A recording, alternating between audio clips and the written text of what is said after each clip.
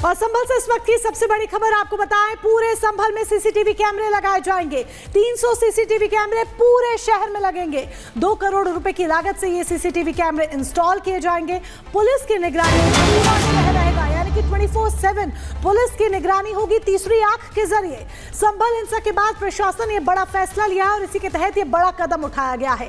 हर एक गतिविधि पर पुलिस नजर रखेगी। रिपब्लिक भारत पर सबसे बड़ी खबर आपको बता रहे हैं, संभल से जुड़ी हुई, जहां पर संभल में पूरा संभल अब तीसरी आंख की नजर में रहेगा। चप्पे चप्पे पर निगरानी रहेगी। पूरे संभल में सीसीटीवी कैमरे इंस्टॉल किए जाएंगे। 300 सीसीटीवी कैमरे लगाए जाएंगे।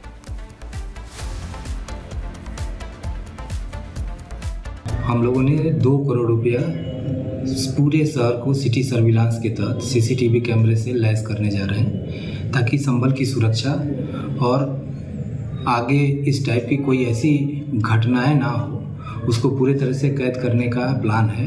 लगभग 127 स्थान हमने आइडेंटिफाई किया है पुलिस विभाग के सहयोग से। 300 कैमरे लगने हैं और पीटीजेड कैमरे भी लगेंगे। साहिल हमारे सहयोगी लाइव हमारे साथ संभल से जुड़ चुके हैं। साहिल, देखिए, पुलिस लगातार एक्शन मोड में। पुलिस न सिर्फ संभल की जामा मस्जिद पहुंचती है, बल्कि पूरा संभल अब तीसरी आंख की नजर में रहेगा। इसके अलावा और क्या दिशा निर्देश जारी हुए हैं? हाँ जी बिल्कुल, अब कहीं ना कहीं संभल के अंदर लगभग 300 से ज़्यादा जो सीसीटीवी कैमरे हैं वो लगने की तैयारी हो चुकी है। जो बिल है वो पास हो चुका है और ये माना जाता है कि आने वाले दिनों में संभल के अंदर जो है सीसीटीवी कैमरे लगाए जाएंगे। और ख़ासतौर पे सीसीटीवी कैमरे के अलावा जो ऑडियो रिकॉर्डिंग है, ऑडियो रिकॉर्डिंग भी लगेगी, जिससे कोई भी जो एक्टिविटी है वो नज़र आती रहे और क्या बातचीत हो रही है लोगों में, वो बातें जो है पुलिस मॉनिटर रूम में पूरी तरह सुनाई देगी। तो इसको लेकर जो है तैयारियाँ शुरू हो चुकी है, क्योंकि अब पुलिस का कहना है कि कुछ संभल के जो संवेदनशील इलाके हैं वहां पे 360 डिग्री के जो सीसीटीवी कैमरे हैं वो लगाने काफी ज्यादा अनिवार्य है। वजह यही है कि पुलिस की जो मॉनिटर रूम बनाया जाएगा वहां से जो एक्टिविटी है उस पर नजर रखी जाएगी, जिससे कोई भी जो शख्स है संवेदनशील इलाकों में माहौल को खराब करने की कोशिश करेंगे तो इन्हीं कैमरों के जरिए जो है उन्हीं चीजों पर जो है नियंत्रण पाया जाएगा। ये तस्वीर आप देखिए, ये मस्जिद के बाहर की तस्वीर है। इस तरीके की जो सीसीटीवी कैमरे हैं वो आने वाले दिनों में पूरे संभल जिला में लगेंगे। बिल पास हो चुका है, लेकिन अब पुलिस का कहना है कि अब कहीं ना कहीं जो तैयारियां और ज्यादा जोरों शोरों पे चल रही है। आरोपियों की धरपकड़ का जो मामला है वो तेजी से चल रहा है और इन्हीं सीसीटीवी के जरिए जो है वो मॉनिटर किया जाएगा। पुलिस का कहना है कि एक मॉनिटर रूम बनाया जाएगा जिसमें पूरा तरह जो डिस्प्ले है वो देखा जाएगा और 24 घंटे शिफ्ट वाइज जो है यूपी पुलिस के जवान जो है वो मॉनिटर रूम में मौजूद रहेंगे और संभल में हो रही हर एक्टिविटी पे खासतौर पर पुलिस की पैनी नजर रहेगी। क्योंकि इससे पहले देखा गया था कि एडिशनल एसपी ने यह भी जानकारी दी कि कल देर शाम जो है संभल के कुछ इलाकों संभल में चप्पे चप्पे पर निगरानी पुलिस की होगी और 24/7 पुलिस का पहरा होगा। जुड़ने के लिए, जानकारी के लिए धन्यवाद आपका। बहरहाल आगे बढ़ते हैं, अगली बड़ी खबर का रुख करते हैं, क्योंकि दिल्ली में आखिर कौन रच रहा है दंगे की साजिश।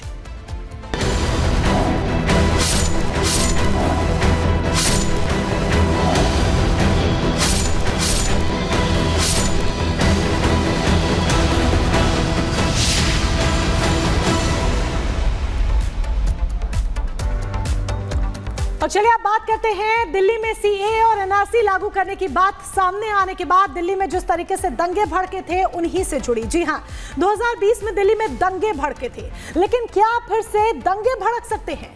क्या दिल्ली में हिंदू मुसलमानों के बीच दंगा भड़काने की साजिश रची जा रही है?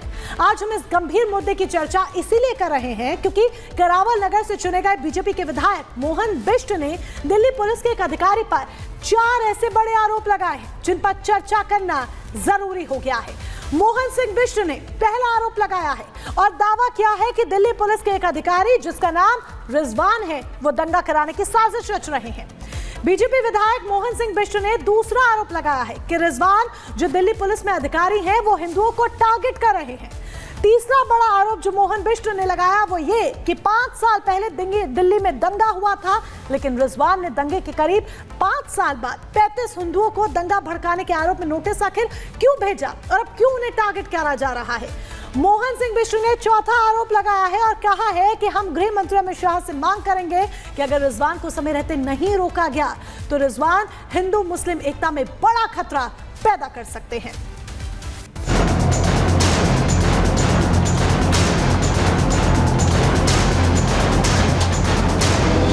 एनआरसी का कोई बैकग्राउंड बनाने की जरूरत नहीं है। हम इस पर बिल्कुल साफ है कि इस देश में एनआरसी होकर है। साल 2020 में जब देश में सीएए एनआरसी यानी नागरिकता संशोधन कानून लागू करने की बात कही गई थी, तब दिल्ली में सीएए समर्थक और प्रदर्शनकारियों के बीच दंगे भड़क उठे थे। शाहीन बाग, ओखला, जाफराबाद, सीलमपुर, मौजपुर और मुस्तफाबाद तक दंगों की आग ऐसी फैली कि इन दंगों में 53 से ज्यादा लोगों की मौत हो गई थी। 200 से ज्यादा लोग घायल हुए थे। कई दुकानें और गाड़ियां फूंक डाली गई थी। इन दंगों में हेड कांस्टेबल रतन लाल की मौत हो गई थी और तो और आईबी के कर्मचारी अंकित शर्मा का शव भी एक नाले में पड़ा मिला था। फरवरी 2020 में ये वो भयानक समय था जो हम सब ने देखा, लेकिन 5 साल बाद 2020 के दंगों जैसी आहट की आशंका फिर जताई जा रही है, तो हर कोई केवल आरोप मात्र से सहम रहा है, क्योंकि बीजेपी विधायक मोहन बिष्ट ने जो आरोप लगाए हैं वो बेहद गंभीर है। मोहन सिंह बिष्ट कह रहे हैं कि दिल्ली पुलिस के एक अधिकारी रिजवान हिंदुओं के खिलाफ काम कर रहे हैं। मोहन बिष्ट का आरोप है रिजवान ने 2020 के दंगों के आरोप में 35 हिंदुओं को दोषी बनाया है और रिजवान ऐसा लगता है हिंदुओं को टारगेट कर रहे हैं, जिससे दिल्ली में दंगा भड़कने की पूरी गुंजाइश है। 2020 में जो दंगा हुआ था, कुछ पुलिस वाले इस करावल नगर थाने में आकर के अब दंगे की स्थिति को दोबारा से लाना चाहते हैं। इसमें एक रिजवान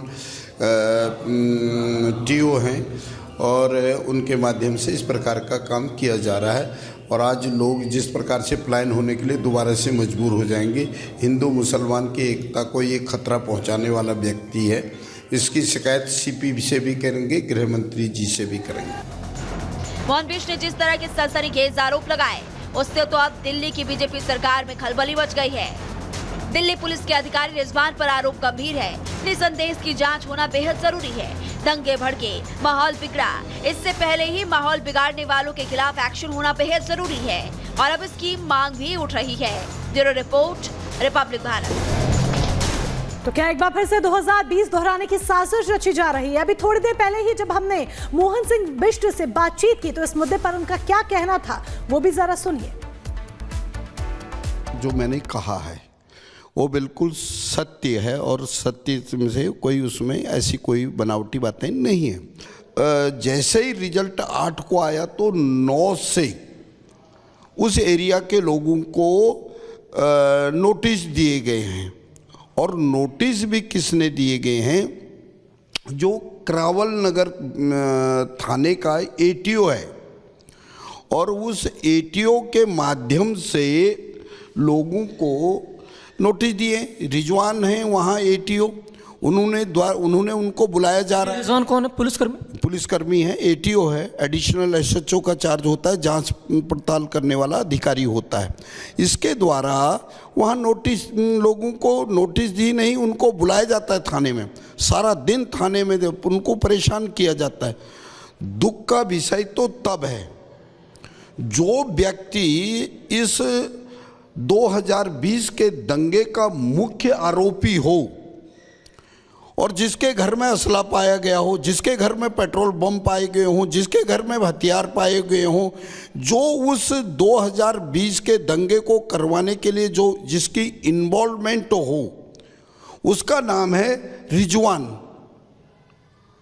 और रिजवान को बुला करके थाने का एटीओ बराबर की कुर्सी में बिठा करके लोगों के आइडेंटिफिकेशन कर रहा है। ये इसने दंगा किया, इसने दंगा किया, इसने दंगा किया। इस प्रकार से उनको हरासमेंट के साथ उनको डराया जा रहा है।